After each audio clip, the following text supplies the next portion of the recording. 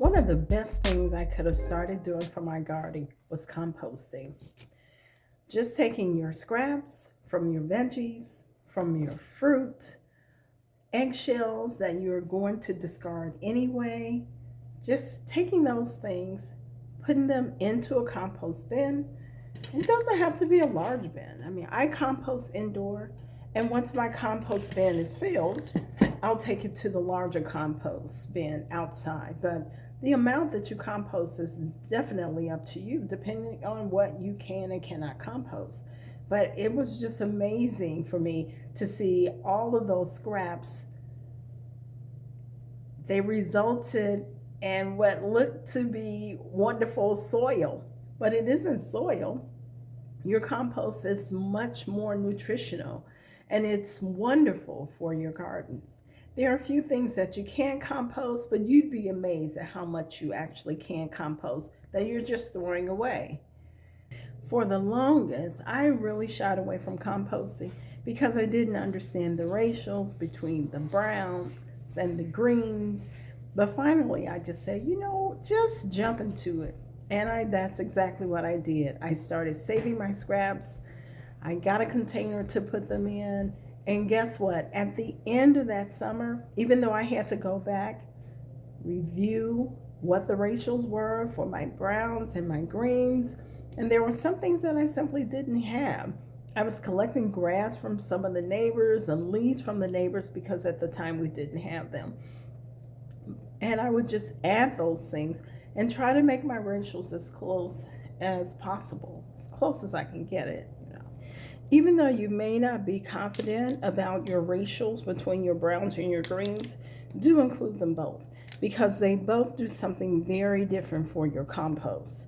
Your compost greens provides nitrogen, and this makes for a nitrogen-rich compost. Your compost browns, they provide carbon. It helps to break down like the other organic matter, which is all of your compost. Your compost is an organic matter. But not only that, they actually can provide air pockets so that there's more oxygen within your compost mix, and that will aid in the breakdown of your compost also. I estimated as closely as I could. I really don't believe that this is an exact science. I just empower you to go out and try composting for yourself to see if you can get some compost that you can use in your own gardens. And don't let not knowing the ratios exactly stop you from composting. That information is at your fingertips. And you may be wondering whether or not the compost bins that are made for inside the home or to go on your kitchen shelves, whether or not there are any smells that come from the compost bin. I've had my indoor compost bin for about 3 years now. The compost bin actually has a charcoal filter on the inside of the top. I have never dealt with odors coming from the compost bin. Never. That has not been an experience of mine. I don't create enough compost for my entire garden, but what I do create is wonderful. I use it in one of my raised beds, so I can use it in a container. So don't think that since you can't make enough for your entire garden, that it's not worth the effort. It's definitely worth the effort. Do I have the exact science to composting? Absolutely not. But I do my best with it. I am consistent with it, and as the years go on, I will get better at composting. But nothing will stop me from collecting those scraps and putting them into the compost bin. If you do notice that you're getting odors from your compost bin, I would just recommend emptying it more often so that you can continue to compost and get that great compost to use in your garden.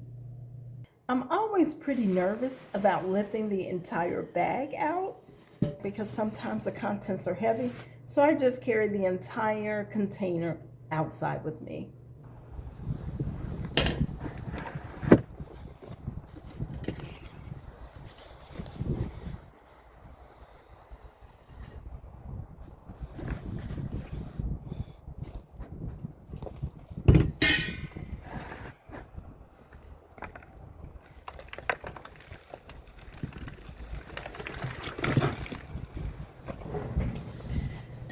simply pop out another bag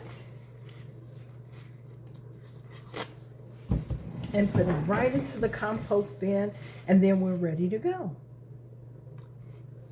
Well, I found myself to be in a tight position, not being able to use my outdoor compost bin.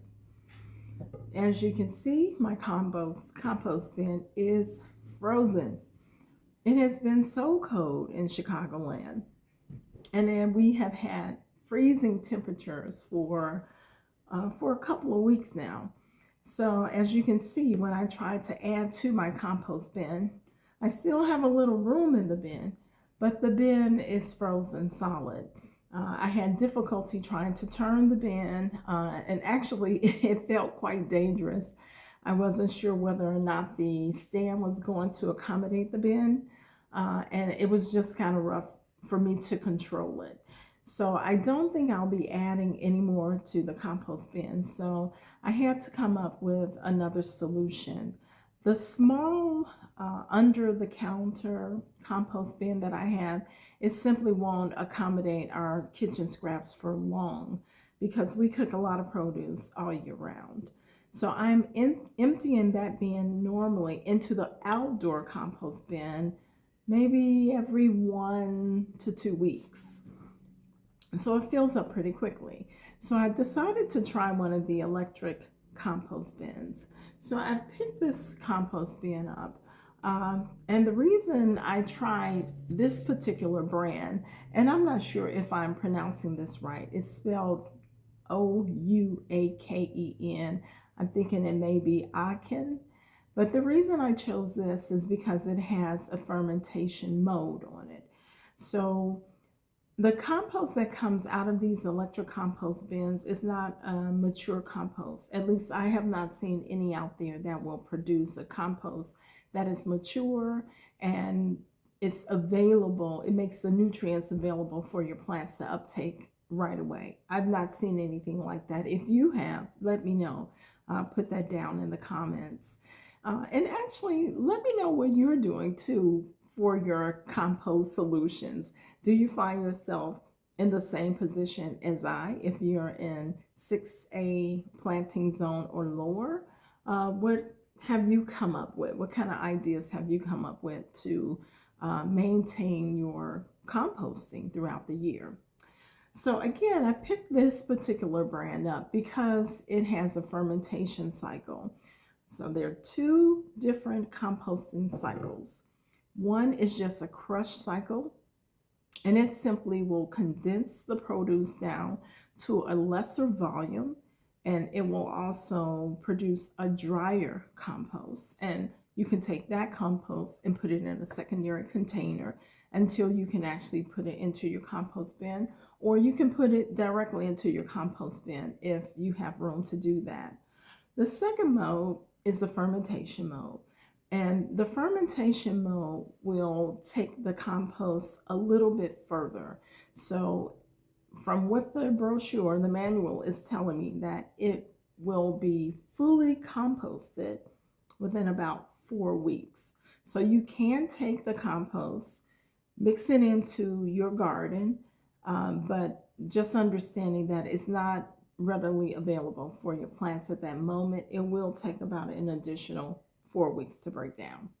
So I have pulled all of the produce out of my refrigerator that I was waiting to get rid of, and I'm going to put it on fermentation mode, and I'll come back with you and let you see exactly what this electric composter is able to do. The first thing that the manual instructs me to do is to cut down the produce into smaller pieces. So I want to cut this produce down maybe into inch pieces to see if I can get all of my produce into the compost bucket. So I'm going to start cutting and I'll come back to you. Okay, so I've gotten everything cut up into about an inch or maybe a little bit larger. So I did cut up most of the stuff as they recommended. I left a couple items a little bit larger. I simply want to see how this composter, how it will deal with it. Will it break it down or what? But just to give you an idea of what I had here, sad to say I have a bucket full of decaying produce. But some of the things that I put in here were tomatoes, spinach, radishes, celery, and some baby carrots. I think that is about it. Maybe a couple more things in there.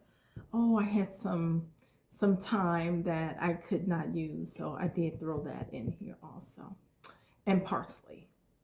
So I am going to put it on ferment mode, and once it finishes running, I'll come back and show you the end product. The Aachen has a couple different settings, only 4 buttons, which is wonderful, I think. They're pretty simple to run. The power button, the crush button, the ferment button, and then there's a button for clean.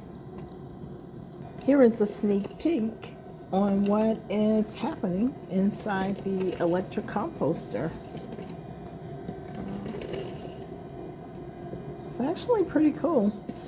It's supposed to take between 12 and 17 minutes to complete its cycle for fermentation.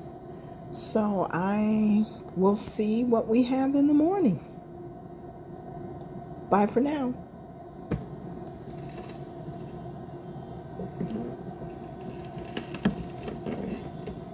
Here is the finished product of the electric composter. And actually, I knew it would be a dry mixture, but I just had no idea it would compost down to such a small amount. Amazing. Amazing. Well, this compost looks great, or shall I call it pre-compost. It looks great, and I think what I'm going to do to store it is I'm just going to put this into my countertop. Uh-oh, I don't think I have the strength to do it. I'm going to empty this into my countertop composter.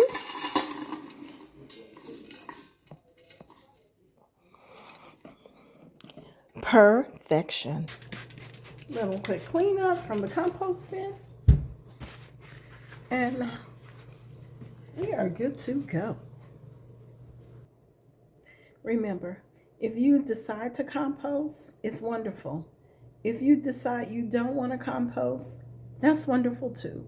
You have to find things that fit into your lifestyle, fit into your life, and things that you enjoy doing. Remember, find your joy. Mine is gardening and retirement. Bye.